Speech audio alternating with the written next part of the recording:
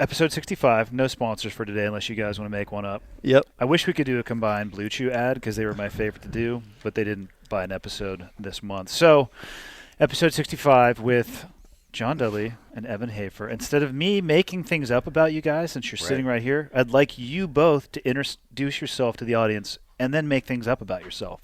Oh, yeah, So let's begin with Yeah. John Dudley. John, tell us a little bit about yourself before the episode. Hello, everyone. I'm John Dudley. I'm a reoccurring member of the Cleared Hot episode. I'm also a friend to Andy Stumpf and also possibly a friend to Evan. He hasn't. I haven't heard him talk shit behind my back yet. So I am a guy that likes to eat sweet and salty crickets, Nice. scorpion tongues, and every now and then I shoot archery. Best known for your interpretive dance. And moving on to Evan Hafer. Your turn. I'm You're Evan gonna have Hafer. to do an intro anyway. I'm from the great state of Idaho, which is much better than Montana. 2% worse, but It's much greater than the state of Montana. 100% of Idahoans agree with me. So that is the fact. I have a coffee company. I don't know if you guys have heard of it. It's Brown Rifle Coffee Company. I've heard of Black Rifle. And that's an offshoot. Yeah, it's like the subsidiary, I think. Mm-hmm. But yeah, I started Black Rifle Coffee a few years ago. My previous profession was one of gun toting for several years. Like a factotum, Yeah, but more of a gun totem. gun totem. Yeah, that's what I did. And but I started roasting coffee in 2005 with no idea whether or not I was going to transition away from the life that I was currently living, just because I was super interested in it. Those are my hobbies, which was I called it. It was the series of R's. Like I liked roasting coffee, running big rivers. Like those are the things that I liked. Reading, a few of the things that I liked. to do. And Any other R's? no, those were Raiding. just kind of like raiding. Yeah, I like those. I am a hardcore knitter, so I spend a significant amount of time knitting very complex colors and tapestries with former felons. So I teach it to give back. And sometimes to, you to mix the in a felon pot community. holder.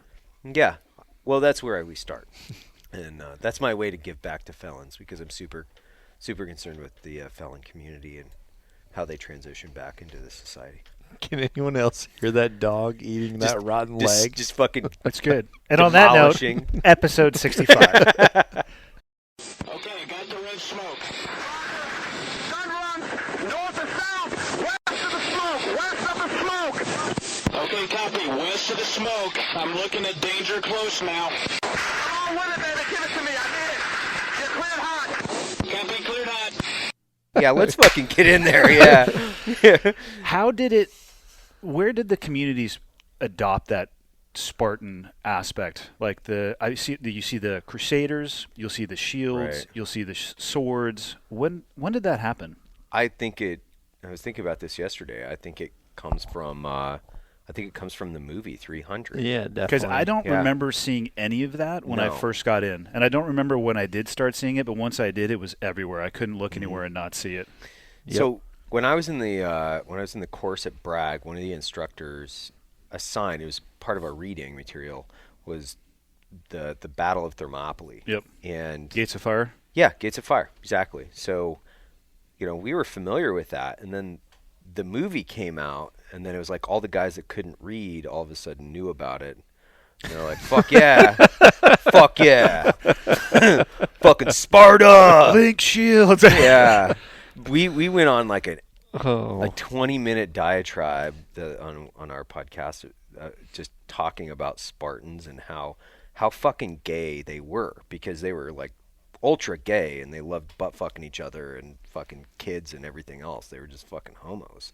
And that's nothing when I say that, when like I'm not trying to be derogatory, but it's like you got all these dudes that are like homophobic, legitimately homophobic, that say like super derogatory things about homosexuals, and they're like With they got a giant tattoos, yeah. like giant tattoo celebrating the previous homosexual activity of a group of dudes that like to kill people and butt fuck each other. Like, is this the type of podcast we can say? We can say it's the internet, as you know. So here's a funny story. I met Mark Twight in 2005 and spent a week on the movie set of 300. So I went up there and I met Zach, the director, and I watched him. That was my first introduction to anything in the Hollywood sphere. And I watched them film a movie that completely takes place outside. Right. Shot with 0 scenes that occurred outside. It was all green screen, right? It was that, and it was all these huge, intricate stages. So I'm like picking up the Spartan shields in that movie. It's like, whoa, this thing is made out of helium, and it's like paper mache. Yeah, foam. I was when I was there, they were filming that scene where that huge dude gets carried in, and on the side of the carriage, there's these massive golden lions. Right. Well, when I was there was this massive piece of styrofoam. And I would come in the morning, and it would just take a little bit more shape because the guy's just on it every day, just like. And by the end, it looked like a lion. And then in the movie, it's like this golden masterpiece. I'm like, that's a piece of styrofoam right there. But all of these scenes, I watched them film it. It was crazy. They would move cameras around for 30 minutes, action for 5 seconds. All right, cool. Move the cameras for another 30 to 45 minutes, action for 5 seconds. And they just kept spinning the cameras around. Like the wall with the buried bodies. Yeah. When they're piling it up, that was, an 8-foot section, and they would just shoot from different angles to make it look like it's big. And that scene where they come up and they're peering over the top, I was standing in the room, and the backdrop, I mean, I don't want to say it was the worst watercolor painting I've ever seen. Right. But it could have definitely been up there. And I remember thinking in my head, I'm like, there's no way this will look real. And then I saw that scene in the movie, I'm like, God damn. Pulled it off. But it's crazy because those guys were working out hard and they still would paint abs on them. Oh yeah. Yeah, I'm like, are you guys? What's going on here? They didn't have any capes on. Right. No points on any of the spears. That stuff was all added. That's and CGI later on. Crazy. Just blunt. Yeah. Yeah. It was crazy. Wow. That is crazy. That's amazing that they can do all that. Well, when I remember watching that, I was like, oh, I mean, it's an entertaining movie. You know what I mean? Yeah, it was a movie. It didn't change my life. I wasn't like, going to the tattoo artist the next day and, painting a fucking Spartan on my back. I didn't do that. It wasn't life changing. Yeah. It engulfed most of the communities very, very quickly. Yeah. And I think it just took on a life of its own where this like helmet is just such a symbol of resistance. And the shit that like really freaks me out is like this interwoven wrong historical reference of like the Spartan helmet and then like the 3% and then like 1773 or something. You'll have like 3 layers of shit where you're like, none of those things make sense. Like they're not historically accurate whatsoever. Like it doesn't make any sense. Like you're a 3% Spartan revolutionary. I don't even understand. I don't think you understand history. None of those things can be correlating. Yeah, but dude, look at my tab. But look at this. Stack them high. What'd you do? I was an armor's assistant. I have heard people. Stack 'em high. I have heard it, and I won't say where. Rolling out to helicopters, and I heard a guy say, "Come back on, with your shield or on it." I'm like, "Oh man, I don't have a shield." Like I didn't. Did you get issued a shield? Because like, damn it, I left mine somewhere. I would not want to carry one. I'll tell you that I wouldn't, and more than likely I would have come back with my plates. I would. Yeah. I mean, they typically transport you with those, but yeah, they're strapped to your body. I've heard a lot of that too. Yeah. Or the Valhalla stuff is the other one too, where I'm like, I'm not like, if you guys know history and the history of the Vikings and like the their Norse gods and all these other things, like you would also know that they like banging each other. Like that's the whole thing. It's like, man, you guys are like, for homophobes, you guys are celebrating a group of ultra violent homosexuals all the time, like the Spartans. They never read the reference Vikings. material. I don't think they did. I think they're just like, dude, I saw Vikings on History Channel. Those dudes are bad motherfuckers. And it's like, but they're actors, and they were. Don't get me wrong, they were fucking bad motherfuckers. But you can't have Valhalla 3% Spartan helmet all in one sticker either. You can do whatever you want. It's a free country, but none of that stuff makes sense to me. I don't get it. Not when you've read the source documents. You're like, yeah, interesting. That's super interesting. Yeah. Speaking of Mark Twight, was he a cool dude? I mean, so I did the longest podcast I've ever done was with him, and it was 3 and change. We could have gone for 6 hours. Wow. He's just an incredibly intense, dedicated person. It's what I love about him the most. Like, most of his pictures are black and white. Yeah. And I don't think he's black and white, but he's black and white. Like, he's in or he's out. And you would dig him for sure. So I met him. So small world. So I belonged to the Mountaineers when I lived in Seattle, which was this, like, it's exactly what it is. A group of mountaineers that go out and climb. And he did a book signing for Kiss or Kill. Confessions of a Extreme Alpinist. Yeah. Dude, so that was 1997, I think, something like that. I think it was like 97 when that was released. Maybe a little bit earlier, later. I don't know, right around there. So I met him at his book signing there. He came out to the Mountaineers. And I was like, read his book. I fucking loved it. And I think he went into the fact in that book that he got into competitive shooting too, right? Mm-hmm. Yeah. And I was like, this dude's cool as shit. Like, his book was great. And by into competitive shooting, he was competitive. Right. Because again, he's in or he's out. He dove. He went on a bounce dive. Right. Into like 1911s, like the whole nine. Yeah. That's why he the Bragg boys with their pistol ranges and stuff. He's like, oh, nice. Yeah. So he got in deep with those guys as well too. Yeah. Okay. So that makes a lot more sense because I was like, because a ton of my buddies would go out and work out with him at Jim Jones when it was still. I don't think he's part of that anymore, right? Yeah, and I don't know the details enough to speak at an educated level about it, but I know he's detached from it now. Okay. Yeah. But I knew a ton of guys who'd cruise out there and work out with him. Well, when I met him in Salt Lake and did the podcast with him, it was maybe 3 miles from your HQ out there. Yeah. I knew a ton of guys who'd go out there. I never got a chance to meet him in like past like 97 when the book signing, and I was like, the dude's cool. His book was great. Well, he's a mad scientist, so he crafted, like, going back to 300. He trained all of those guys were legitimately yoked out, and he went in like each individual person. It was crazy because this lady would just show up and she's like, "Here's your shake. You need to drink this." I'm like, "I'm not actually an actor, but thank you very much." Obviously, I am not in the shape that these gentlemen are in.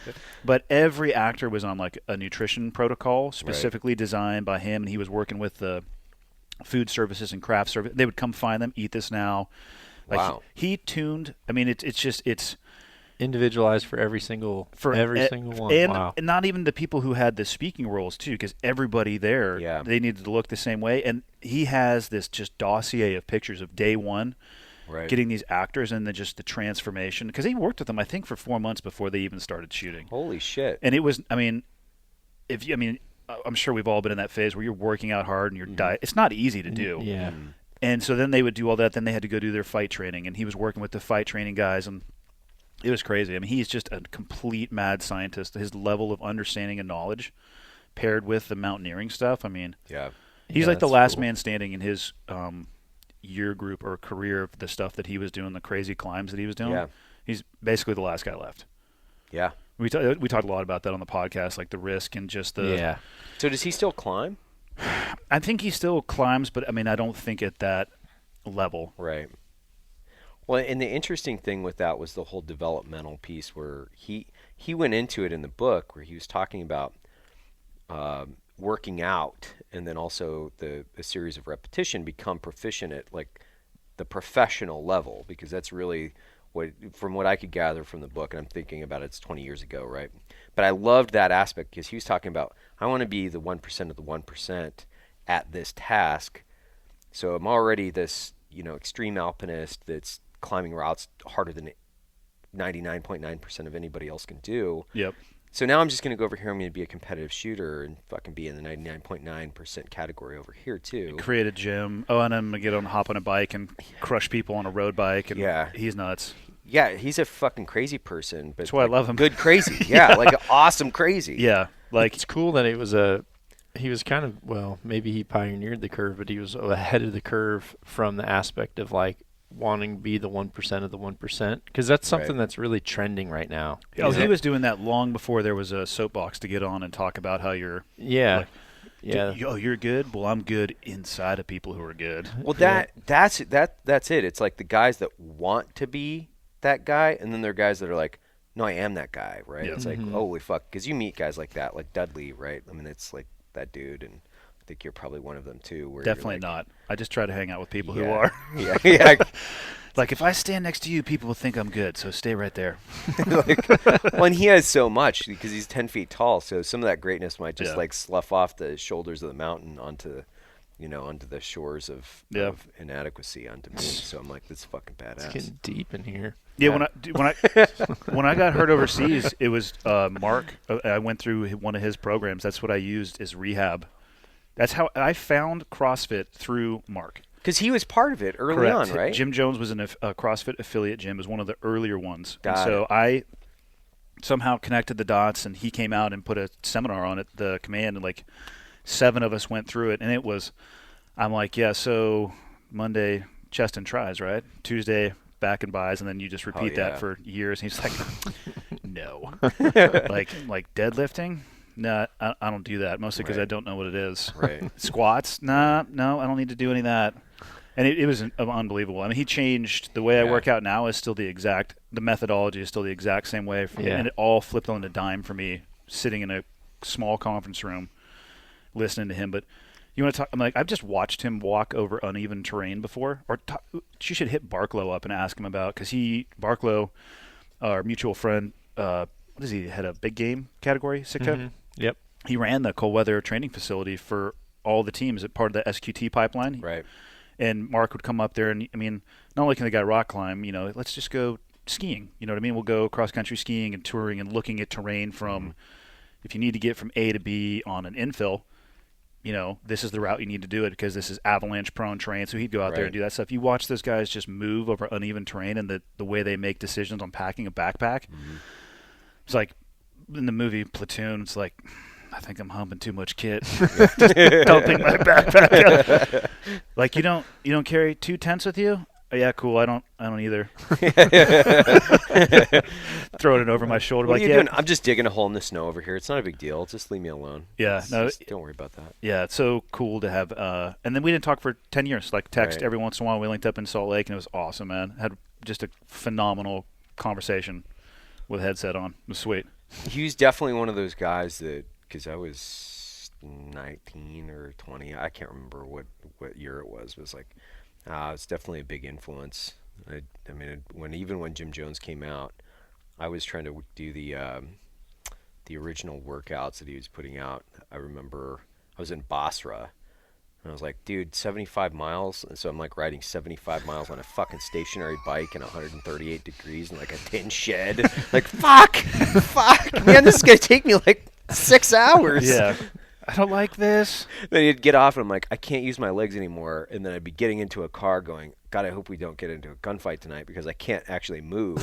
So I'm just going to die in this car. Legs. I'm hoping I just maybe I could just open the door and shoot from the door. Yeah. And I don't, hopefully it keeps moving. The first workout I tried of his was called Jonesworthy. And in hindsight, it's nothing spectacular. It's squats, pull-ups, and kettlebell swings. Right. But I had never done a squat. I'm just talking unladen air squat. That I had never thought about doing a squat in my training before that. Because if you're going to work your legs, you need to sit down in this contraption and push the weight up at a 45-degree angle. Because that happens all the time in real life. Yeah. And I did that workout, and I fell down the stairs at my house the next morning. Nice. I was like having to belay myself down to the toilet because I would reach this point where my hamstrings are like, we're done here. And I thought I was going to smash the top. One of the sorest times I've ever been, and it's like 80, 64, like not crazy numbers if you've ever done a squat. And of course I was doing it with a friend. Neither of us had done a squat, so we were obviously trying to see who could finish first. I couldn't walk for a week, and that's like, I've never been this sore working out ever. There's something to this, and I never look back. Every so often I'll do a workout where I just blast my calves, and it's been just ages since I've really hit them hard, and then you get that thing where like you cannot do stairs. Yeah. And my office is downstairs, and I hate those days because I can make do, like kitchen, bedroom, toilet, upper floor. Right. But then I just kind of like look down the stairs, like it's just this faint light down there, like, and I'm like, there's a demon down there. I know I need to go. Down there. Have you ever had that where you feel like you're one of those what's that freaking if you ever watched Pick a Destiny, Tenacious D? Oh yeah. Yep. What was that? The Beelzebub? Yeah. You know, where Yeah, that freaking hooved devil. He's got nothing. Yeah, he's got no calves. That's what I feel like. I feel like I'm up on some hooves. Yeah, it's good though. I really like the guys that you have to dig. You almost have to pry it out of them to know, like, how good they really are at everything. Right. And then when you really find someone that's exceptional like that, it's pretty common that you can realize that they're exceptional in so many other realms around them. They'll just be like, oh, okay, I'm going to do this. And then next thing you know, they're just awesome at it. And it's because I think it always comes down to work ethic. Shit, it doesn't matter if it's getting your first job or, working on a craft. I always think it's like work ethic and then just like your mental attitude to what how you put in. I remember when I first started working at a bow company, there was this one guy that in the lunchroom, he'd always just kind of complain. I think he picked parts for the bow builders, and the way our factory was laid out, on the far end of the building was kind of our conference room, and then on the other side of the building was production. But since we started so small and grew, my office was over by production. But I would have to walk to the far other end of the building every time for meetings. So I remember hearing this guy for months, like he was just kind of always negative and just never going anywhere around here, kind of this thing.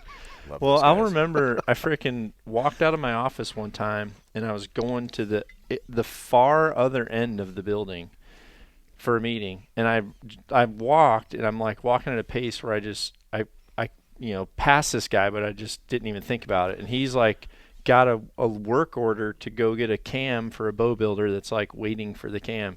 And I went all the way to the conference room and realized I forgot my damn pen. So I freaking went back to my office and came back by. And I remember I looked over at him. I'm like, you realize I've passed you twice, right? These are things he says to me while bow hunting. I just want to point out that his stride is 2.5 of mine. Normal people. Yeah, and following a giraffe in the backcountry. Yeah. I just like stuff like that just blows me away when people, people really look to, especially now, they look to social media for motivation every day. Every day they just need it, they need it. And it's like, man, work ethic, put your head into something, commit to it, and like spring in your step. Like put a frickin', these are super simple terms I heard from my grandfather however long, put a little spring in your step. It's like that, dude, that's all it takes. Like it ties into what we were talking about at dinner. Don't slumber around. The amount of people I see right now, I'll walk into Walmart and I've had days where I just look around me to see how many people will actually pick their feet up. Like, have you ever noticed how many people now just drag their feet? Like, I think if you put a piece of toast on the ground, they would trip. Right. Because it's like, I can move my shoe. Okay, now one more. I only use slippers because they're easier to put on.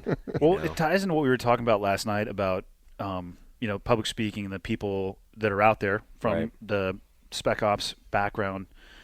They're not teaching people to put a satellite into geosynchronous orbit. It's very simple concepts like you're talking about. And in my opinion, people who choose to serve in the military, they will leave with at least an understanding of what those principles are, can springboard them. Whether or not they do something with it is a completely different story. Mm-hmm.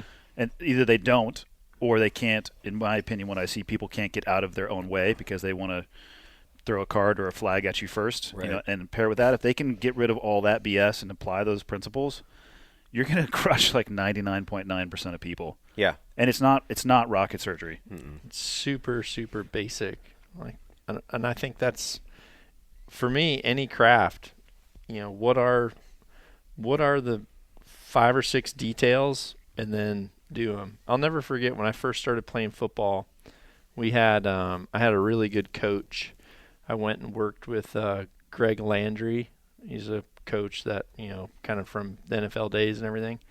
And I remember he sat down one time and he goes, you realize every play is designed to score. Right. Like every play, if every guy does his job perfectly, like every play is designed to score. But if one decision isn't right, then it's not going to work.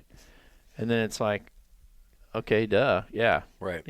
If every guy just does that one thing, and kind of his reason, he was a quarterback coach, so his reason for telling me was, he told me, he's like, your job is to know what every single guy's role is for every play. Like, if you are leading correctly, you will make sure every one of your guys does the one thing that it needs to do for us to score every play. And it was like, oh, okay, yeah. So it's just structure. Once again, structure. And then from a shooting aspect, I apply the same thing. I always just go back to, I focus so intently on the basics and just like trying to make them so razor sharp, Right. that I have only a few edges, but they're so sharp that if you use them, they work. And then for cooking, I do the same thing. I mean, everyone wants me to do a cookbook, and I tell them, I'm like, you're gonna be this. It's not 5 pages. It's 5. It's like 5 pages. I just stick to the basics of what was told me, and I just continue to try to refine them. I don't try to like reinvent the cooking of meat. I just try to do it exactly how I was told by someone that does it right, and then just do my best to keep getting better at it, and I don't try to sway outside of that. And I think if people apply that in all kinds of aspects, it's going to work. Yeah, I used to talk about that a lot, where as an instructor, guys would be looking to, guys from, SEAL Team 6 or Delta or wherever, they think that they have like a magic wand and a fucking cape, where they're going to be like, I'm going to give you some knowledge that's going to totally alter the course of your shooting, or your CQB methodology or whatever it is. And it's like, man, actually, there is no magic wand. I'm like, a double play is a double play is a double play. The only difference between a double play in the major leagues and one in, Pony T-ball league, is time and accuracy. That's it, right? But you're still turning the same fucking play. Yep. And they're like, oh, okay. And I'm like, but what is it? The professionals. What's that saying? It's professionals train until they can't get it wrong. Amateurs train until they get it right. Something like that, right? Mm-hmm. But I would continue to teaching like hundreds of guys through the last several years. It's like, man, I can't give you a magic wand, dude. It's like, take buckets of fucking ammo out to the range and keep doing these 3 things. Stand up a camera with a tripod. I'm like, if you're really serious about this shit, like, get serious about it, but don't expect to go out like once every month and then go buy your entry point to some, a course that's going to last 3 days and then not shoot again, but once a month or whatever it is. Like, that's not going to work for you. Yeah. You're never going to be able to up your game. Too, if you don't have the desire to do something like that, like to put in the time, you're going to be fucking miserable. Like, if you don't want to go out and shoot, 1,000 rounds until you can get a sub-second draw from, the concealed at a 5-inch fucking pie plate 7 yards away, dude, if you don't want to do that, this is going to be a miserable circumstance for you. So don't force yourself into something that you're going to hate. Yeah. But don't complain about it when you suck either. Like, if you suck, you suck. Like, that's good. There's plenty of people realistic expectations, I think, would help a lot of people as well too. Right. You miss teaching shooting? I do. Yeah. I actually miss teaching CQB more than I miss teaching shooting. Like, I loved I love teaching CQB. I love teaching because it's so complex. Yeah. And I developed a whole one man and a 2-man CQB protocol from the ground up. You know, not when I say from the ground up, like I took a bunch of different things from different areas, put them together, and then I created a tactical lab where we'd run scenario after scenario after scenario, and we'd put guys through the grinder, and then I would ultimately build spreadsheets, and then I would come up with statistical probability sheets. Oh God. So it's fucking so much fun to me. Like I spent 2 years of my life building this, where I could build really complex angles and open up different doors and then create, you know, because USASOC came out with this study, I think it was 07, where guys were getting shot and where they were getting shot from. They weren't getting shot from the rooms that they were in. They were getting shot from the room to room, so adjacent spaces where they're getting shot. And, I mean, obviously you know this more than you know most people. So they were probably still moving dynamically internally as well.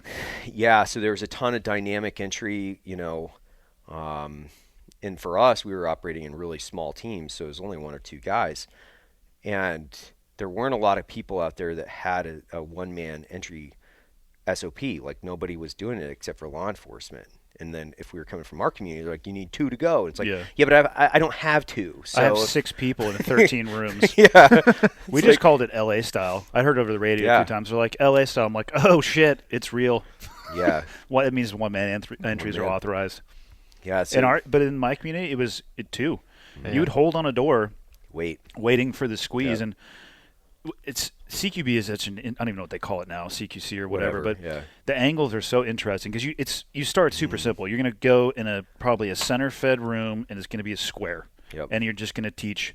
You hold at the door. You're going to open the door. You will go in and it's super choreographed. And then you add to that, and you'll get people proficient at that one room. And then you move a target around, and like their world comes unhinged and then you add a hallway, but the door's closed.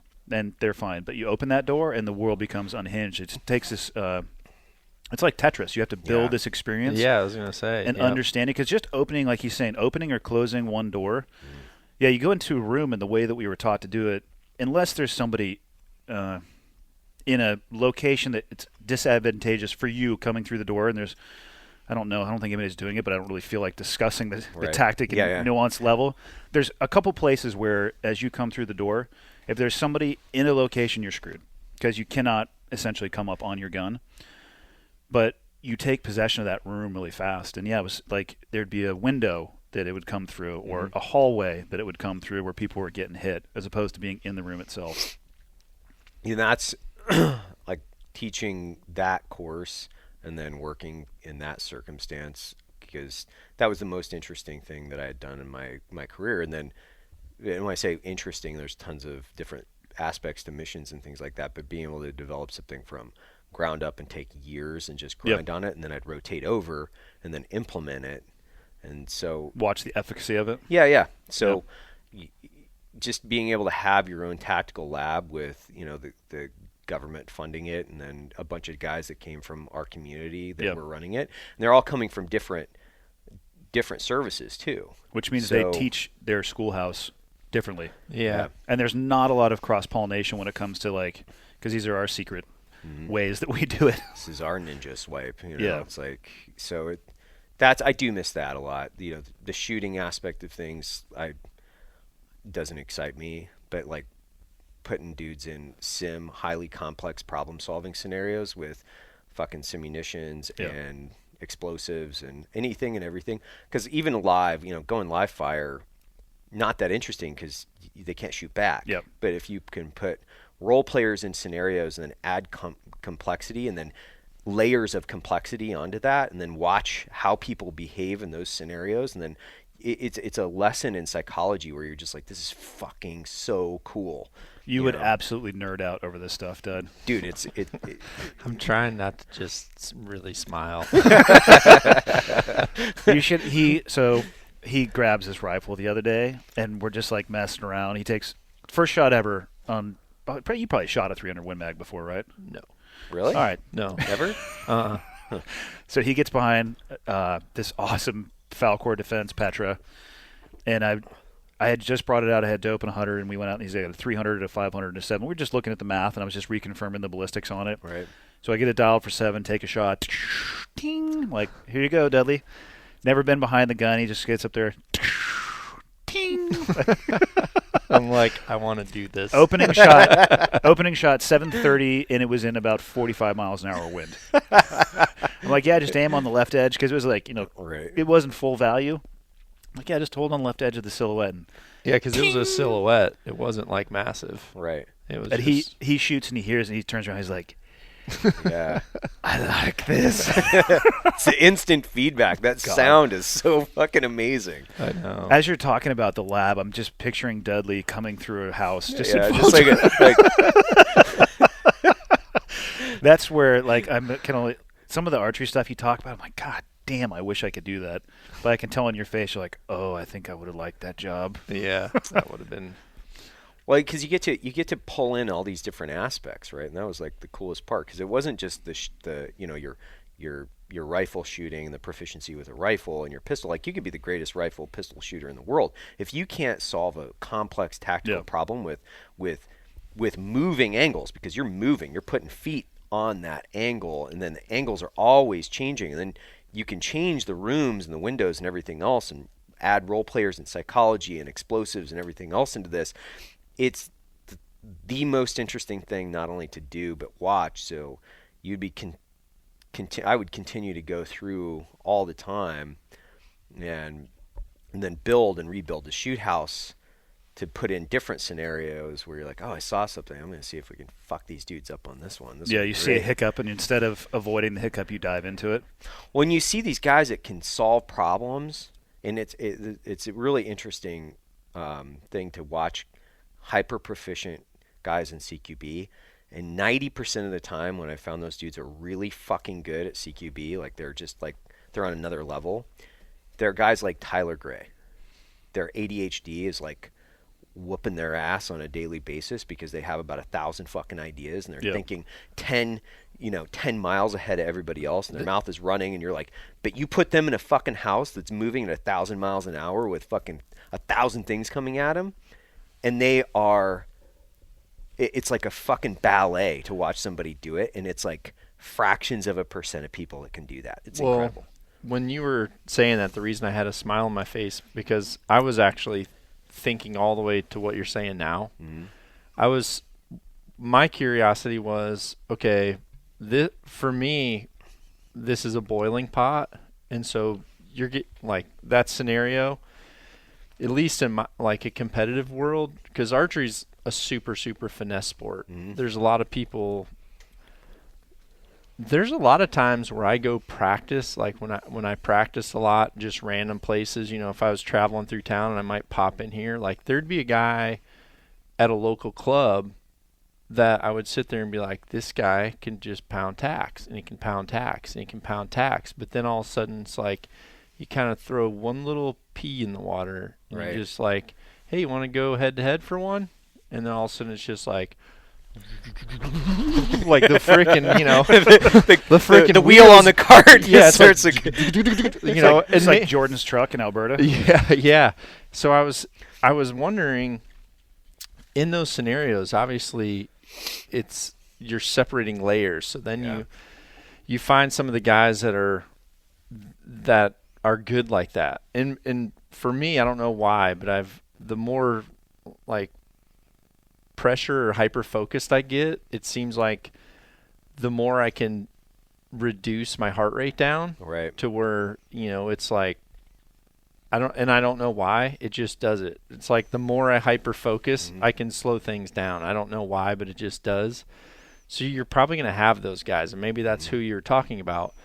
But then you have the other guy, the polar opposite of that. So what if those people are already on the team, but you get in, how much of that is it just up to the leader to recognize the fact, like, this guy is not going to be able to be the best in this scenario, or can you filter them out after they've, like, if it's like, hey, this is a team, dude, but you know what, we've learned that, this freaking cracker box. Now, it's a freaking fire ant nest. We figured out how to make it like this, and this guy is derailing. Like, we've tried to navigate, but in the end, like, he derails in the most extreme element that we're trying, that you've created.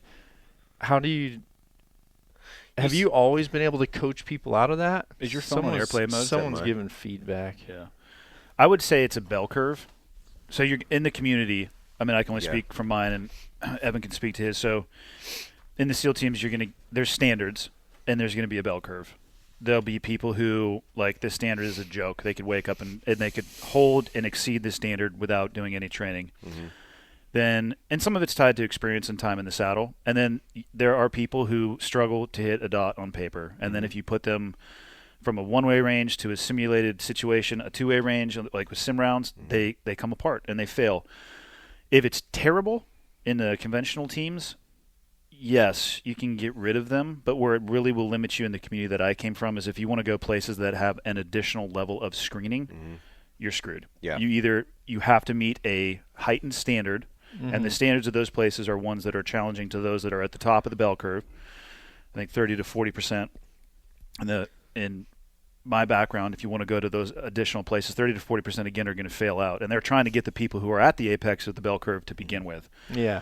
So in a conventional team, though, there's vast levels, and it's on the leadership. I mean, I would say mentorship is probably the number one leadership tool we used. Right. Yeah. Side by side, like, hey, I mean, I mean, if you've ever been on a team, you know where people's strengths and weaknesses are, and maybe Bob would be better over here and Frank should go over there. And we'd kick a guy out, probably one guy out per workup at a conventional team for not being able to hold this standard. But other than that, that's your team. Could you always coach through it? No. I mean, I remember even before the invasion of Iraq, we had a guy, and just like, hey, man, you passed the course. Physically, mentally, everything was there to meet that standard. Which is the minimum. The minimum. And then we started our train up to go into Iraq, and we realized there was a guy on the team that was just great dude. Like, awesome guy. Like, fucking heart the size of Texas. But he would walk into a room, and it would take him 5 times longer to process the information that the next slowest guy would be able to process. So he was ultimately a hindrance to being able to even do what we needed to do. He found another role on what was called the B team, which not like there's no A or B. It's just they were more support function oriented. And great dude, but at the end of the day, you're going to become a liability in these circumstances. And I'm really glad that happened, because, man, if you he's can't dead see in real life. Yeah. And if you can't see angles like that, and it's a really hard thing to get people into and to actually open them up to understand. I can't put my back to this window, especially if I don't have overwatch on this specific side of the building. And if I'm hitting targets on multiple, like going target to target to target, or if I'm going from building to building, like sometimes you're not going to have that support element. You're not going to have that overwatch. That dude can't cover down angles, and if he can't think fast enough, fuck, man, this is going to be a big issue. And I almost always found that it wasn't that individual that would have a catastrophic effect from it. It would be the other people. Yeah. Because he would be responsible for a window or a sector, and it's not getting covered. So other people moving along, assuming that it is getting covered, would, and then. Yeah. Yeah. And then where I came from, we screened for that specifically. So then we were using, what I tried to really incorporate was the screening process was CQB, and CQB was the complex problem that you had to solve, because we wanted to see how fast you could think, and then how fast you could solve the problem on a really abstract level. And then it mind fucks dudes, because they're like, man, I've been selected multiple times. Yeah. And you go in and you're like, yeah, but you're not good at this, and you might be good at CQB with a lot of team members, but you're not very good at this by yourself. Yeah. And by yourself is a completely different scenario too, because it is a fucking shit show by yourself. Like it is super complex. and not everybody's cut out for it. And then that's the conversations you have to have where you're like, dude, this is going to take you so long to become proficient, even with the training, that if we were to train you on a regular basis every day, it might take you a year to even get up to a 70% level, where some of these guys just stepping in off the block, genetically, they got it. And they just, but it was. Yeah, I was curious from a coaching point of view, just because I think that happens in a lot of different worlds where some people have just the biggest heart and they'll just grind harder than anybody, but it's like, man, I want to like give you just a little drop that would, I don't know how you need like fertilizer or something, man. Right, You're a seed, like your root's down, but there's no leaves coming out. And I mean, I keep watering and watering and watering, but like, for whatever reason, it's not clicking. And that's why they start selection usually with that CQB phase, or they did for us at least, was a month, and it started 2 people, 4 instructors in the catwalk. You want to talk about a little pressure? Yeah. And then it's always, and it was a 1-to-1 ratio. So if we moved to 4 or to 6 or to 8, you had a cadre member dedicated to watching just you, and you identify those people early, and the class just started getting smaller, because it does in my mind at least shows your propensity for picking up the other skills later on. Right. So they're talking that critical thinking node, and then they layer on the other stuff. Like we did a month of that, and then we went and jumped. I was like, oh, thank God. Thank God that's over. Yeah. Whew, it's so fucking stressful. I mean, fighting in a house doing CQB while somebody else is watching on a catwalk and videos running. Like, you can't hide from anything, right? Yeah. So you see yourself for who you really are tactically, because there's like the pains of reality, right? It's like the way that you see yourself, the way that other people see you, and then like who you really are. Well, when you're on video and you're a fucking a flaming dumpster, like when you're frozen, like yeah, like you can actually you can see the thoughts like occurring, like that's how slow it is, and I'm that guy, like buffering, yeah, buffering, yeah. It's Apple scroll wheel just. Like, I remember my world, my tactical world was just demolished at one point, because I'd like been to Iraq and I'd done all these like cool stuff, and I came back and I went through this scenario with a bunch of cameras, and they recorded it, and I was drawing and shooting, and I was shooting a couple different guys in this scenario, and then I would reholster, and then I would fucking come over and I would shoot. Oh my God. And I'm mortified. I'm like watching this on video, and I'm just like, my entire tactical life is just like burning to the ground. I'm like, this is so fucked up. I am ashamed. I am so ashamed. But it was like the best thing, because it was just this, open up your mouth. Here comes the humility, fucking son. Like, here you go. Here's a big dose of humility. And I remember I just went to work. I was like, okay, man, like, this is super fucked up. You've got to fix this. And I would go off in my own time and find other training places. And that's how I found this like CQB training facility down in Arkansas.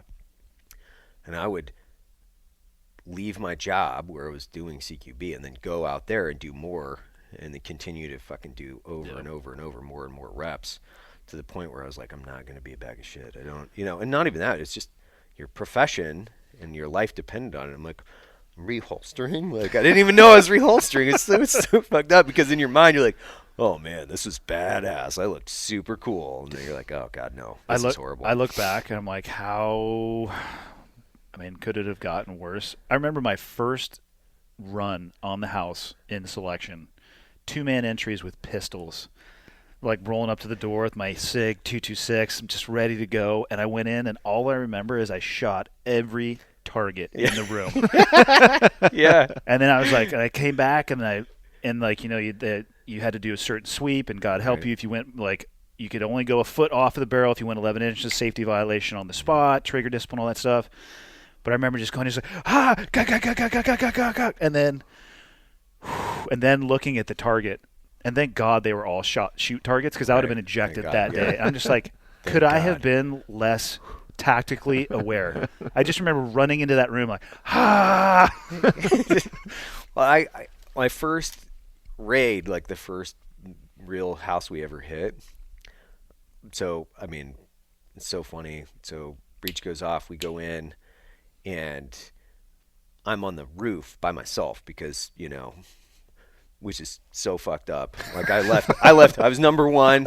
I left everybody behind me. I'm like, I'm just trying to find somebody to shoot, And then I'm on the roof by myself, and I'm like trying to kick this door in. I'm yelling at these dudes on the other side. I'm like, I'm gonna shoot you in the fucking face. Well, they speak Arabic. They don't know, right? I get the door open. I got these dudes down, and they had a couple rifles that they had laid down, and I looked down, and I had been riding my mag release on my index finger when the breech went off, and I'd flinched, and I dumped my fucking mag. My mag was laying at the entry point, and I'm like, You'd have been one and done, son. yeah, bang, fuck, Yeah. Man, Tap. yeah, Ooh. oh, yeah, I'm gonna shoot you in the face with my one bullet. Like, I'm so cool, Oh man. And Were you ODA at that time? Yeah. What was your pipeline in, or military-wise? I was an infantry guy, and then I went to selection. Did you literally. join with the desire to go that route? You knew you had an end state in mind. Kind of. I'd met this retired lieutenant colonel. He lived like a few houses down, and his daughter was I was dating his daughter. And I told this story to Jocko. I came into the house one day, and I was reading a book by a SEAL. It's called like Good to Go or something like that from Vietnam. And I had it in my back pocket, and this old crusty dude, kind of crazy. He's like, "What book you got back there?" And I was like, "It's a book on Navy SEALs. These guys are badass, man. I want to be this Navy SEAL." And he's like, "Oh, yeah. Hey, come back here to my room." And I'm like, "Okay." Well, he takes me into his office in the basement, and it's like he opens up the door, and it was the coolest fucking room I'd ever seen in my life. Like scuba tanks and knives and all kinds of fucking badass stuff, and like books everywhere. And I'm like, "Man, who's this guy?" And he's like, "Hey, let me see that. Here's a book." And it was a history of special forces from like 1950 to whatever, 1983. And I was like, okay, I read it, and I found out what a Green Beret was that day, or kept it for like a year. At that point, I still wanted to be an officer, and so when I joined with the intention of becoming an officer, but I wasn't cut out for that. Like I was a hothead. And, Did you go to college before you joined? I did, yeah. I was in the reserves. The National Guard was in college, and I was in what's called the Simultaneous Membership Program. So I was in ROTC and the National Guard. And then I went to selection between my junior and senior year, and everybody else went to advanced camp, which for officers was like where you decided to go branch of service. So I was already picked up by the time I went to my senior year. And I knew that's what I wanted to do. At that point, I still kind of wanted to be an officer. But then once I got into SF, and it was awesome. Like the dudes were like, they're giants. They're fucking incredible human beings, like all around you. You're just trying to live up to some, mythology. The mythology. But then the invasion of Iraq, I think that changed my entire outlook on, the military, not in a good way, in a really good way, because you realize that there's a difference between being a really good like garrison Green Beret or a really good garrison soldier, and then there are guys that like war. Yeah. There's a totally different breed of people out there. And those guys were working for the agency at that time. And my ODA was fantastic. The other 5th group ODA that we were with was fucking awesome. Like all the dudes were great, but there were these agency guys. And it's like dudes are rolling out, fucking slinging a carbine. And these are like crusty, not the guys we were talking about, not like douchebag, like cocktail circuit guys. Yeah. These guys were like former special operations guys that had been like on the road. They've been doing the travel and road show for a couple decades, like fucking salty, wearing like blue jeans. Likely handlebar mustaches. All of them. Yeah. Yeah. Handlebar. Every fucking one of them. It's like they issued them. You know, like I've seen it. It's awesome. Yeah. this dude walks into our team room and he's like wearing jeans and like, you know, like Merrill shoes and like no plates and rifle or whatever. He's like, hey, I'm going to go over. Do you want to go with me to do this? I'm like, sure. And I'm like grabbing my kit that's got like 12 mags and, you know, 40 frags. 187 pounds of gear. Yeah. And I'm expecting him to grab his kit on the way out, and he like grabs a magazine off the desk and like slides it into the back pocket of his fucking blue jeans and like gets in the truck and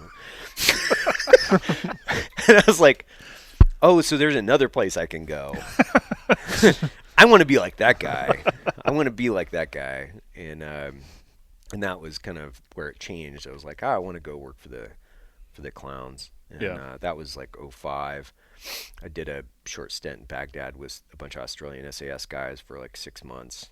And then I got picked up and rotated over there like early 2005. And I didn't leave. I mean, I spent probably I counted it up the other day. I was like at least 290 days a year in either Iraq or Afghanistan from 2003 to 2012. It's a long road, man. And then I eventually was that guy with the blue jeans and didn't give a fuck. Like I was like sliding a fucking Glock into my back pocket, like, yeah, hey, we're gonna go over here and do this.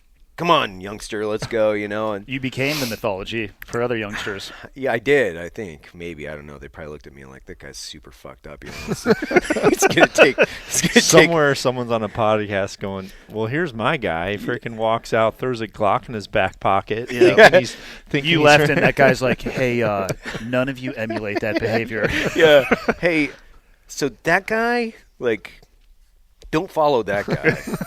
Yeah. I remember I was in Mosul, I don't know, 08 or 09 or something like that, and I was like, I took my pistol out, and I was taking a couple Joes with me. And I took my pistol out and threw it down. I was like, hey, hand me a couple frags. I'm gonna actually get a reload here. So I took all my fucking 9mm and just threw it in a box, and I was like, but I grabbed 3 more frags. And they're like, so you're not taking a pistol? I'm like, no, we're going if I need to transition, it's going to be into something that's going to go really big. Boom. And it's going to have to be closer. And so I'm like dumping my pistol and just grabbing frags. And they were like, oh, okay. Wow. Yeah, we didn't have to do that. We didn't have to transition to frag. Secondary frag. Yeah, if your secondary is a frag, it's getting spicy. Well, that's what I was like. Pistol ain't going to do me any good here, man. Yeah. Like, I'm just going to need something with a little bit more oomph. What do you think, Dudley? You want to go find a recruiter's office? probably be a little old. I've got one arm. I'm 10 feet tall. My hips blown out. Yeah. Yeah. Yeah.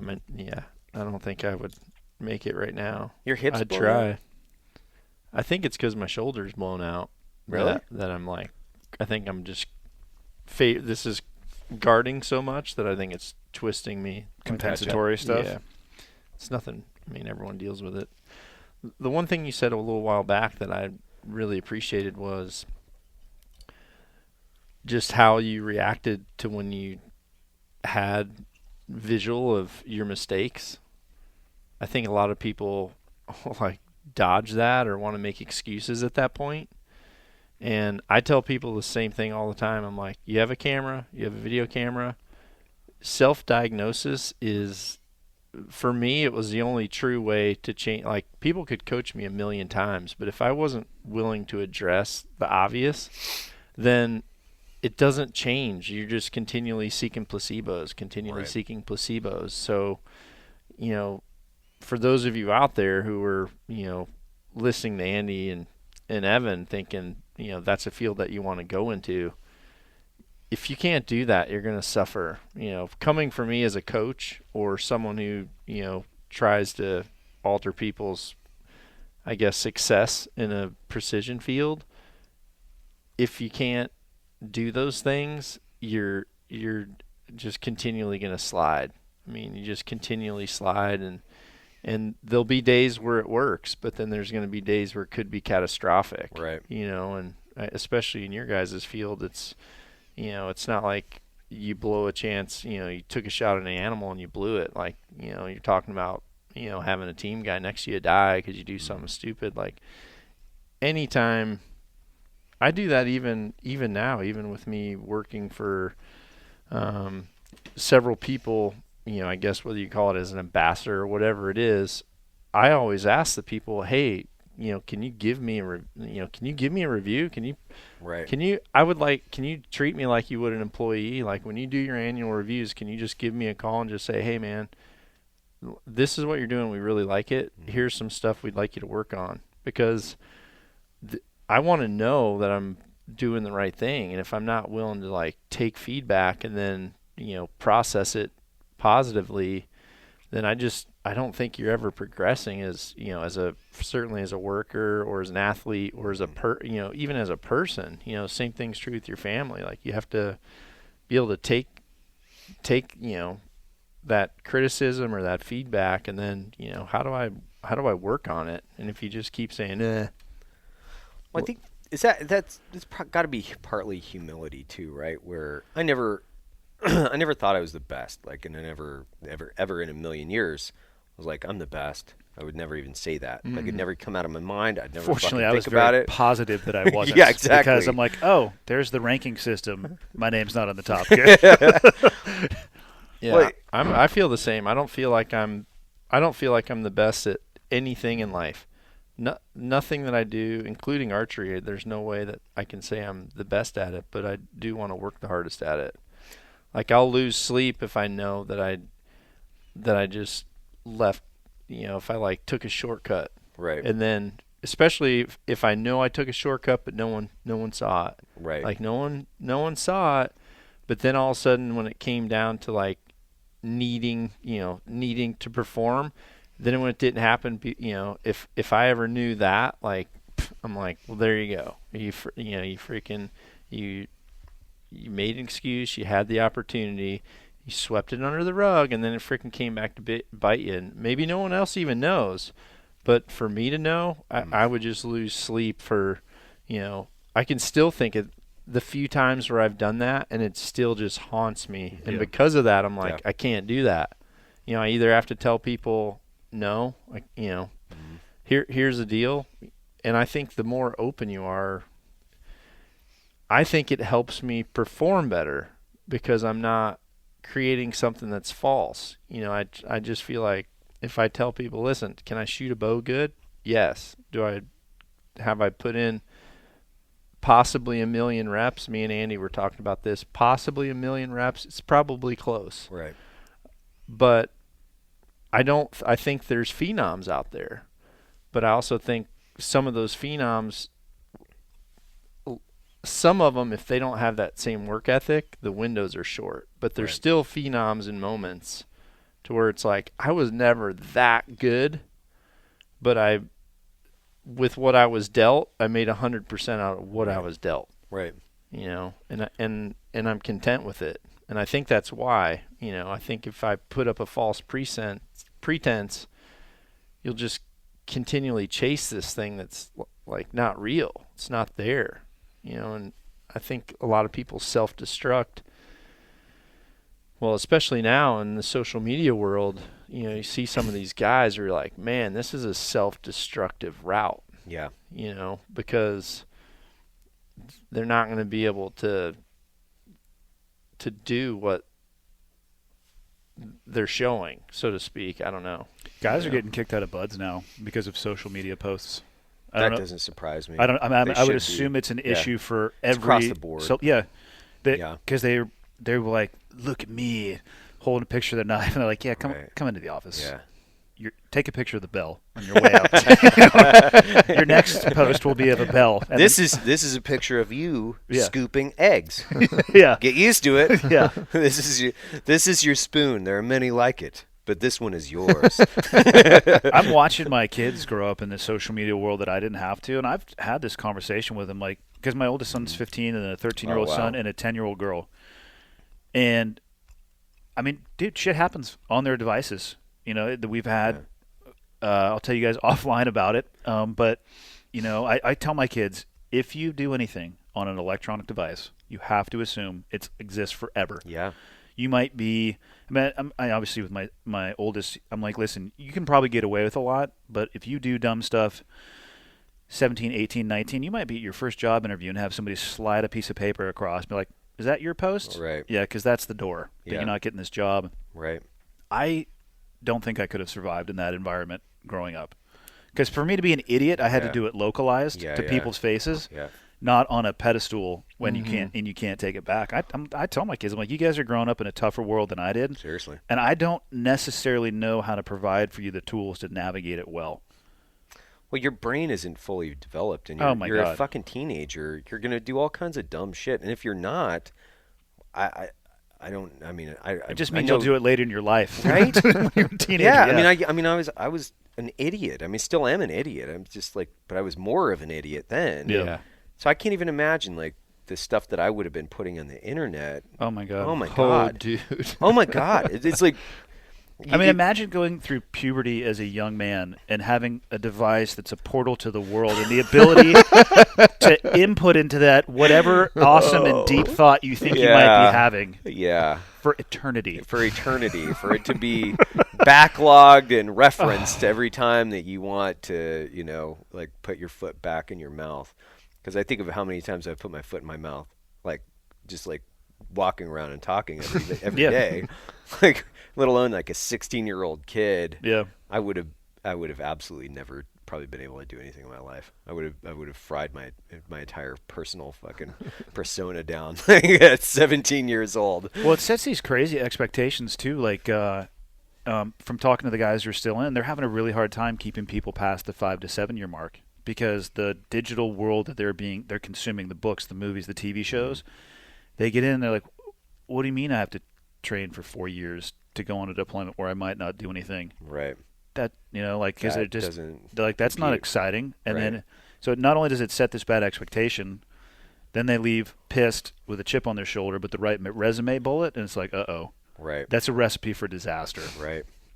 Yeah, I can definitely see that. I mean, there are guys that even before 9/11, right? The guys that they never saw anything ever. And when I say that, it wasn't their fault, but 20 years of service, all the fucking cool schools that you could even, sew onto a uniform, all the patches you could get. And just no chance to pressure test it. No chance to pressure test it. And I can't imagine today with social media, like you're saying, and then because that's a huge reason why they would be joining, because of this image. It's like a moth to a flame. They're like, oh, I want that persona. And then they get in, they're like, what's going on here? And I was so disconnected from the younger generation by the time I left, because I was still in the Guard at 2015 when I got out. But I was doing the training, and I was a bunch of other senior NCOs. So we didn't see a lot of the younger guys growing up. But when you did, you're like, not in a bad way. You're like, dude, this is what you guys are. This is what you guys are doing. Like this is what you guys. What is this Snapchat thing or whatever you guys got going on? I'm like, man, you guys are into some weird shit. I was never into, like, I would never spend time on my phone when I was that age. It was like I was still like doing whatever I could do in the mountains. Because we didn't have a phone. About it. Yeah, we didn't have a video device that we could walk around. I had a rotary telephone when I was Riley's age, attached to the wall. Yeah. I'm trying to think where I was. I was somewhere not too long ago, and Harry saw one on the wall, and then Sharon and I were like, yeah, this is how you would use it. You're like, you put your finger in here, and then you roll it over. He didn't know and he's how like, to do it. I've seen those. And I'm like, I've seen those. And I go, well, here's the thing. Imagine, like, Olivia calls you, and, like, the phone rings. Right. You're not in the room. But we're watching TV right there, and then you guys got to talk. Yeah. And guess what? That phone cord's only going to go as far as you can stretch it from last time, and then you're unspiraling the thing and freaking, so you're kind of around the corner like, hey, baby. And then the cordless phone came in, and you're like, yeah, that was the money. Remember that? Until you couldn't find it. Exactly. And you had to hit the page button, but the battery was dead. Yeah. So you find it in the sofa cushion 3 months later. Yeah. I remember that thing. There's probably one in this house. Oh, there is. There's like We'll this find it. Yeah, porno we'll find cabin that we're in. There's got to be a multiple rotary phones. Yeah, we're in this. We'll find it We're for in sure. this very, very unique ranch on the northern side of San Antonio that is Hard to describe, actually, the surroundings we're It in. is very, very difficult to describe. it's almost like we're in a movie set. Like It this is. could they could like Boogie Nights. That would be the appropriate genre. Right. yeah, but with animals. Yeah, with a bunch of dead animals. Yeah, it's that like were killed in a the hunting 50s. camp. Like if Boogie Nights collided with, I don't know, some Hugh Hefner wild game trophy room. Yeah, seriously. Like I feel like if Hugh Hefner secretly hunted all over the world, this was his place that no one knew about. That's probably inaccurate. That's an accurate portrayal. Yeah, it's a strange place. It's the I think it's the Guadalupe is what it is, because Yeah. it's the Guadalupe River down there. Well, what's crazy? Have you seen? There's like these are dead. These are all dead grasshoppers in this windowsill. Yeah. And next to every dead grasshopper are dead scorpions that tried to get the grasshoppers. Shut up. Yeah, Dude, come are look. you serious? There's, I gotta Go see for it. this. there's thousands of scorpions. Look at all these. There's a big one. There's one. God, you're right. There's one. There's one. There's one. So Holy crap. That's fucking super cool. It's a classic pairing, really. yeah. Grasshoppers and scorpions. Yeah, commonly found together. That's the name of our new coffee roast. Grasshoppers and scorpions. That would sell, I think. I Actually, think it would. And you have GNS. the model for the mock-up of the label right there too. So Oh, I've got a yeah. question. That'd make a because- cool camo. Yeah, what do you got? So, Total Archery Challenge. I watched it. You guys shooting it on just via your social media. Like, explain that to me because you guys were shooting one tournament in Utah up in Park City, right? What Where was it? that at? Snowbird? Yeah, it was on Snowbird. Yep. Mm-hmm. Was that fun? It looked like a blast. It's a blast. It was cool, it? man. It's a blast. Because you're hiking too, right? Like you're hiking Downhill. from station. You're not. So you take what would that thing be? A tram? Yeah, you Top it take out. the tram all the way to the top. Yeah. Oh, okay. And then you shoot your way all the way down the course. But Got it. you kind of switch back it. So sometimes you're going to be you'll shoot shots at 40-degree angle up. Sometimes some of the down shots were crazy. Oh, I would say almost vertical on the Yeah. down shot. Because I saw one photo that you posted, and it looked like it was straight down. Yeah, that's that shot we're talking about. Okay, gotcha. Yeah, it was the first time I did it. My arrow was coming off of my rest. It was that vertical. Yeah. That's pretty legit. Yeah, it's common. Though, see, they're really fun courses, but at the world level that I shot for, when I shot with the U.S. team and shot field courses, which was my specialty, Mhm. I thrived in these very, very technical courses. Right. Like in those elements, it's angles, it's Right. math, and it's an incredible amount of tuning. Like Yeah. the fact of, if your bow's not set properly, if your knock pinch is a little too tight, like you get to an angle that's complete vertical and your arrow lifts off the rest, then you're dicked. Right. So Definitely still send it, but you're just not going to hit yeah. Send it. But then just learning these like microscopic factors in your technique to where once you start changing angles or side hills or down drafts, up drafts, like these are all things I'm sure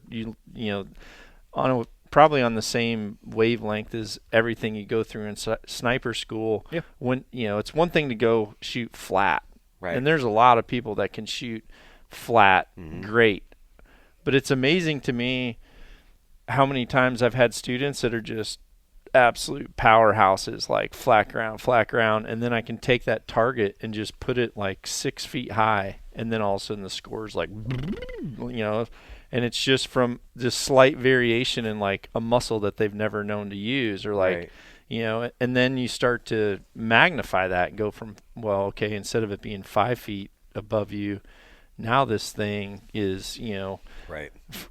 70 feet above you, but really only 20 feet in front of you, but people are looking at it and they're like, oh, I got to add 10 yards to that because it's higher. Right. And it's like, no, dude, you take it off.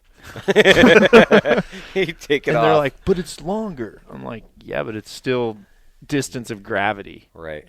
Wait, so it's you take it off?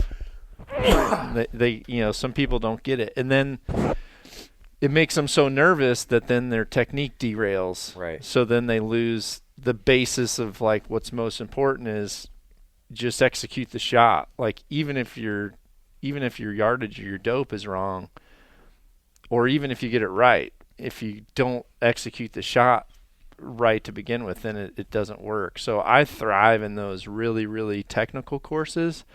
And I hadn't done one in a long time, but what I appreciate about them is they're real. Like Right. that's for people that get into bow hunting, going to the range and shooting or shooting in your backyard, those don't truly prepare you for when you go on an elk hunt. Right. Because you don't know if that elk is all of a sudden going to come over the hill over above you, and he comes charging in, and the first time you've got to pull back and shoot with your hand above your head Right. up in the air, and you're like, people just don't. You have to do that, and that course is really fun because one, it's not. I think every good archery shoot are ones where there's like no money involved. Like I feel like if people can go and they can shoot and they're not worried about score, but you're just trying to prepare for the technicality of, you're essentially training, for the mission, which is the hunt. And that's what Total Archery Challenge is preparing all these guys out west. And now it's starting to move. They're adding more. But they sell out so fast. Yeah, all those guys that go and tackle the Wasatch, if all they're ever doing is going down to the Easton Center and shooting, even if they're shooting 70, 80, 90 yards out on a perfectly flat, landscaped frickin' football field, and then they go hit that Wasatch and they're up there, that's just completely different elements. So it prepares you for that. It was like the fifth target, the one he like talking about shooting up. Yeah. Just imagine a rock face. Super steep boulders everywhere, and then a huge boulder wall. And in front of that boulder wall, it was like a ram. Yeah, I that think is it was a bighorn sheep damn or near something. the same color foam target as the rock behind it, and the rock in front of it. Oh, nice. And you're literally like up, and so one person would go up and get the arrows, and I would love, because we shot it 3 times. I'd love going up there because there was thousands of dollars of carbon fiber just like bashed detonated into the rock. Yeah. Oh no, just splintered. Yeah. Knocks everywhere. Like people are just hucking $20 bills up at that thing. And then every morning you'd come down and there'd be a pile like as high as this table of arrows. It was unbelievable. I told Easton, I said, why wouldn't you guys host this every weekend? Yeah. I mean, and they're like, what do you mean? $20 for arrow I replacement. go, dude, look at that pile of air. I said, this course is brought to you by Sitka. I'm like, every course should be brought to you by Easton. Like, for the amount of arrows that are on the ground right now. Well, in watching it, because so back to or reference our previous conversation, I was like, that not only does it look fun to me, but it looks way more realistic. So it's the difference between shooting on the flat range and then going into the house, right? It's like a totally different. You're taking the skill set, that you're and even with applying. even with the angles, there'd be you'd only get the front quarter of an animal, and there'd be a branch, and you're sitting there like, does my arrow cast? Am I going to hit that thing? Do I need to stand over here, or it'd be in the shadows, or 2 trees that you got to zip through? It was really cool, man. Yeah, so how do they score that? So when they didn't have scorecards. I mean, it was optional. You're just shooting it. Like, I was happy. I kept score. Yeah, just because he put on a clinic. Oh, I would. I'd be like, Dudley, where should I shoot this one? He's like, hold on, tink. This would be by the targets. Holy shit, dude. Yeah, you'd hear that. So you'd walk down from that target, and as you're like walking down, you'd hear crack, crack. So is it just for? I'm trying to wrap my mind around this. Is it an event where there is a winner, or is it just hosted for fun. Seemed to be experiential. You pay to shoot. You know, it's everyone paying to shoot, and you pay and you go shoot, and you can take a couple days to shoot. You get times issued. God, why wouldn't they do that every weekend, man? That seems like. Well, I think the reason the attendance is so high is because it's people have other things they got to do. Yeah, that's the reality. Right. It's no different than a hunting trip. If everyone knows like, oh, hey, the Total Archery Challenge is this weekend, everybody goes. There's a few tournaments where I tell people, if you were only to pick one, like if you were to pick one, here's what you do. If you were going to pick two, the other one I can think of is in Redding, California. It's a pretty technical course, but it's all animal targets, but it has orange dots on them that are scaled to the same size bullseyes that are in like our field courses. So the animals will have an orange dot on them that's scaled depending. It'll be like a quarter size at 20, and then the Bigfoot target's 101 yards, so that one I think is maybe about a 6-inch circle. Right. That's like right there. But there's money on the line at that one, right? Yeah. There's money on it, and it's if you hit the dot, it's 11. If you miss the dot, it's a 10 type thing. So it's kind of hit or miss. Which there's places for competitive shooting and stuff. I think there's definitely a place for it, but I think if people are just thriving to be better hunters, which part of what I'm doing right now is like my school in Ock, this 12-week kind of progressive course I'm going to walk people through on social media. I just want the average hunter to be able to get comfortable enough shooting to where he or she could go to something like that, and they would immediately see improvements, and they wouldn't, some people are intimidated by that. They see a mountain. There's like this huge mountain. And so if you kind of refine the basics and build confidence there, then you can go into the next step. And I just think overall, as a hunting community, we're making leaps and bounds. Like I think we're very close to being able to push aside the like Bubba Bowhunter, like what Hollywood sees. I saw that movie that Brolin did, like making fun of the deer hunter. Did you see that on Netflix? No. Yeah, it's like he's taking his boy out deer hunting, and it was like kind of Hollywood's like perfect spin on like what hunters are, the Bubba bow hunter. And I think right now there's a big movement, like guys are getting in shape. Yeah. CrossFit's moving in, in a way, not necessarily CrossFit. Functional training. Yeah, functional training is totally moving into archery, and people are, they're tackling the mountains with backpacks, putting their kids in a pack, doing these huge hikes, toting their bows around, and then they're doing events like this, and just going to like a club for the first time, or just learning, even if you shoot 20 arrows in the backyard, how much it just continues to add up if the technique's good. And I think it's important for the sport that I love, which is archery, and I think it's even more important for bow hunting that, we show that there's like work ethic involved, and we're almost creating a new mold. I mean, it's a I don't know, you can't really call it an athlete, but a lot of the hunters right now are, they're super passionate.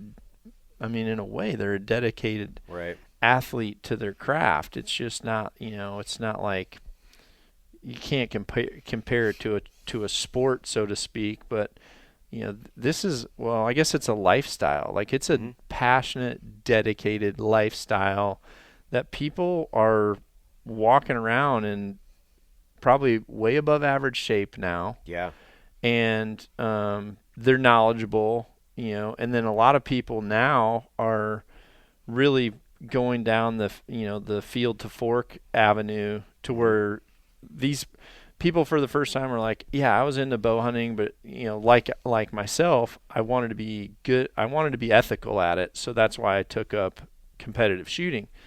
So then once you do that, well, now you shoot something, and then you have this responsibility of, okay, well, how do I work on it? And then people are getting their hands bloody. Mm-hmm. And I think it builds better people. I think it builds better character. If you get in there, and it's just like it goes all the way back to like when Andy grew up and his dad had him like carrying bricks. Like you're beating your hands up. You're like Right. getting in there. When you just go and buy something and eat it, you're like, whoop-de, oh yeah, hey, this what, I'm not hungry anymore. Launch it. But Right. like if I have elk back straps that I know took me, Andy, and Barclow 200 miles. 200 miles That doesn't to go pack in the out. garbage can Like if if, you- if someone's like, should I throw this away? I'm like, if you throw that away, I'm gonna kill you. Yeah, the appreciation and connection is substantially different. Yeah, it's hugely different. Like it means so much more. Like it just means so much more even to your family, right? It's Yep. like, I mean, I haven't killed an elk for a couple of years, but the last one, I mean, it was fucking miserable. Like when I say it was fucking miserable, it was like snowing in the mountains of Utah. It was a late hunt. And we were out there for 5 fucking days and like Grinding snowshoes, it. grinding it the fuck out. Like full moon, and I'm like up to my fucking hips in snow, like trying to get to the top of this ridge so I can get to the top of this ridge by the next morning so I can wake up there. And I'm like, getting to the top of this fucking thing was just like suck. I felt like I was in fucking selection again. Like this just sucks, man. After Similar like 3 to how days, Barclow felt when he got to the top of the mountain. my fucking feet are 2 bricks. I'm like, I'm gonna lose a toe on this fucking thing. But we did. We killed the next day, and was like, man, and that meat for my family, it meant something. I was like, every one of my appendages were like, dude, Yeah. you're gonna eat this, and not only that, you guys are gonna eat this. And kids, if you fucking backtalk, if you don't like it, you're gonna go to your room. Anytime I pull something out of the freezer and they're frosted, like my kids are sneaky. They'll like eat, and then I hear over the garbage can like, like I'm like, sit down. Yeah, Your sit plate doesn't down. leave the table until I take a look at it, because you can just Right. put that meat right back on this plate, and we'll save it for Yeah. tomorrow. You better not find it in the garbage can, Yeah. because I still have blisters. I just things like that bring people together. Yeah. I mean, I was gonna say you're grinding it out, but you're like, would you go again? Oh yeah, because it's an epic it's awesome. experience. Yeah, it's awesome. It's like while you're doing it, you're Yeah. like, yeah, this kind of sucks. Like it kind of sucks when you're doing it, but it's like, I know that it's not going to suck in 45 minutes when I get to the top of this thing. Yeah. And I get in my fucking warm little cozy bag, and and I'm going to be fine. The next morning it's fine. And then a year or 2 years from now, when I look back on it, and you're talking to your buddies, and you're calling like, hey man, we need to do another grinder. You ready to go fucking grind it out on the mountain someday? I remember like, the things that suck. I have almost no memory of the things that are easy. yeah, I agree. when you're fond of those things, you're Yeah. like, fuck man, I love that. Well, not at the time. Like, I could think of a million of those circumstances where you're like, God, this fucking sucks. But then you're like, no, it's pretty cool. Yeah. I don't know what year it was, but one year I didn't shoot my whitetail until the very last day of season. And it was in, I think I had bought a tag over the counter, and it was either Wisconsin or Minnesota. But on the last day, I shot a deer, and it was so cold. Like, it was so cold that the snow like wouldn't do anything. It almost like was like fake, because it was so cold that it was just like white dust just piled high. And I remember when I shot it, I was so happy, and the only reason I was happy is so I could open the cavity up and stuff my hands in it. I just freaking put my hands in there, and I'm just like, because I thought I was going to lose every finger I had, because I mean, I couldn't feel anything. It just, and when I put them in there, it burned so bad forever, and I felt like freaking Han Solo putting Luke in a tauntaun. Freaking. I'm like, yes, I got something. I'm not going to lose both arms. I could lose my I just ran fingers. up and just laid down. I'm like, oh, okay, yep. I can move them again. And it's like, okay, gut and go, baby. Like, just Okay. gut and pull. And those are the trips, man. Like even today, as I look back, I'm like, man, those are the trips that I like. And those are the like I was out with my buddy, well, Kyle Lamb. Mhm. We were out bow fishing, like next to his house, like 15 minutes from his house in Tennessee, and we took the boat down the river. And both of us we'd never gone. I mean, he had done more bow fishing than me for sure, but I was brand new to it.